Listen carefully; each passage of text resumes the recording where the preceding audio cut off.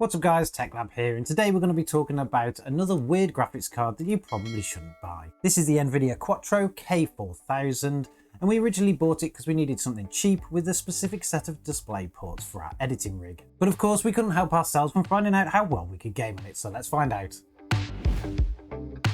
So the Nvidia Quadro K4000 was a professional graphics card originally released by Nvidia in 2013.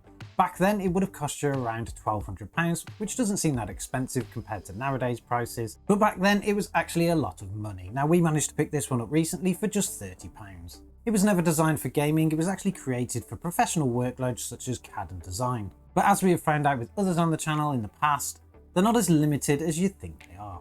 Now the K4000 was actually built on the Kepler architecture, which puts it around the GTX 600 and 700 series era. And it was built with 3GB of GDDR5 VRAM, which is actually quite useful.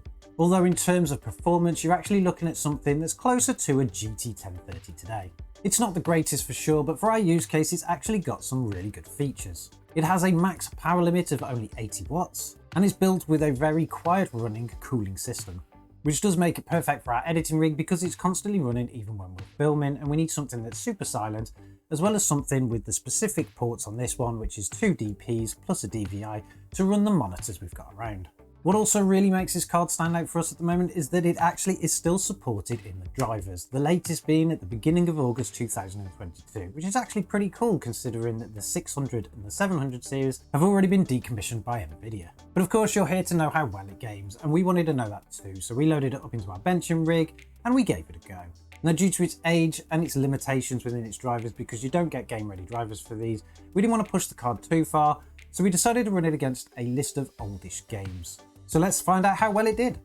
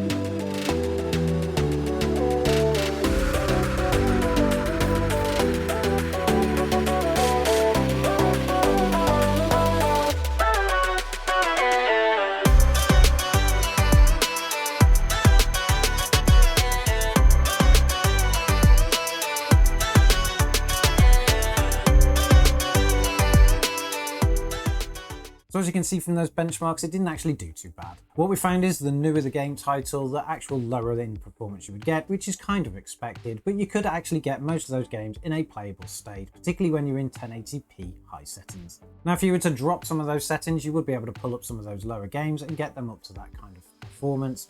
But what was more interesting than anything was the actual decent performance when it comes to the 1% lows. Now, because this card performs so well in the oldish games, we did have to try it with something new. And the game we decided to try it against was something we've got a little bit of an obsession around at the moment, and that game is Stray. Now, Stray isn't the most demanding new title out there, but it does actually have a specific requirement that's needed. Something that this graphics card isn't actually anywhere near, and we were actually really surprised at the results we got. In 1080p high, it actually outperformed our Studio GT710, which we recently did a video on, and we'll link it at the end. It's a pretty good video, so make sure you go check it out. But still, in 1080p high, it wasn't that kind of playable, so we decided to adjust the settings a little bit and see if we can get it into a playable state. In 1080p medium settings, we found that the game was actually more than playable, reaching around 30 frames per second, and if you're just after a cinematic or a console-like experience, you will get away with it. Now, while testing other games, we did seem to find some issues with this card. Even though you're running on the latest drivers, some games will actually report that you're not, and it will try to attempt to get you to download them.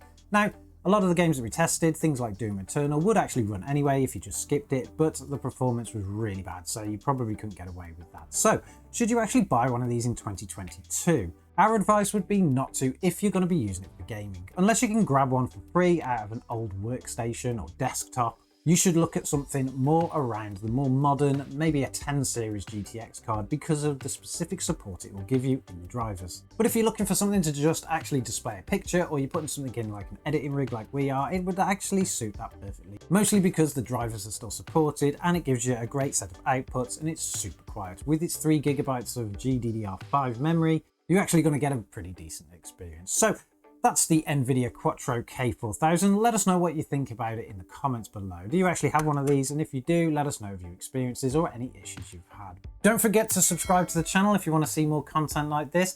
Thanks for watching, and we'll catch you in the next one.